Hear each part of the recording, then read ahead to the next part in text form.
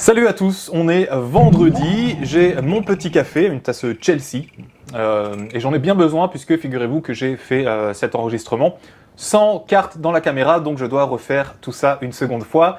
Bref, vendredi, dernier point boursier de la semaine, une semaine haute en couleurs, nous a un peu fatigués puisqu'on avait commencé avec du rouge très foncé, de fortes pertes à Wall Street jusque mercredi. Hier, une séance en dents de scie, tantôt en territoire négatif, tantôt à l'équilibre.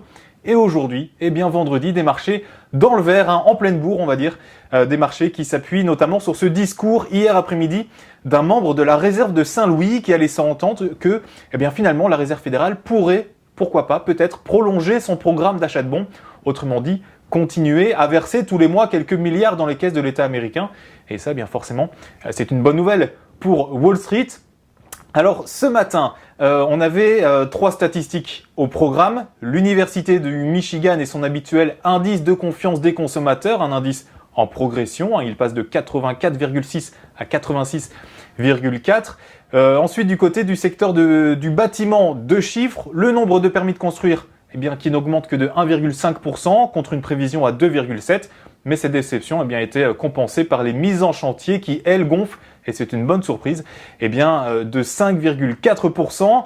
Les indices américains, je le disais, étaient donc en pleine bourre. Le Dow Jones, le S&P 500 et le Nasdaq, vous le voyez, progressaient tous d'environ 1,5%, avec notamment le secteur de l'énergie comme principale locomotive des marchés, le secteur de l'énergie, boosté notamment par General Electric, GE, dont les résultats trimestriels étaient plus que satisfaisants décidément pour les investisseurs, des résultats trimestriels qui ont été publiés ce matin. GE qui prenait donc ce midi un peu plus de 3%. Idem pour Morgan Stanley, avec là aussi un bon bilan pour ce troisième trimestre. En revanche, séance un peu plus délicate pour Google qui reculait de 1%, ou encore pour Urban Outfitters dont les ventes continuaient de baisser. Et le groupe reculé de quasiment 13% ce midi.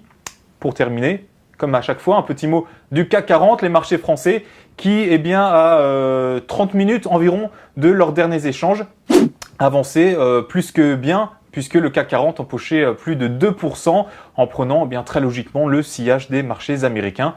Une fin de semaine comme on les aime, on est quand même bien fatigué. Je vais me reprendre peut-être une petite tasse de café. Et puis voilà, on va passer 2 jours très tranquilles avant de se retrouver lundi en pleine forme. Salut!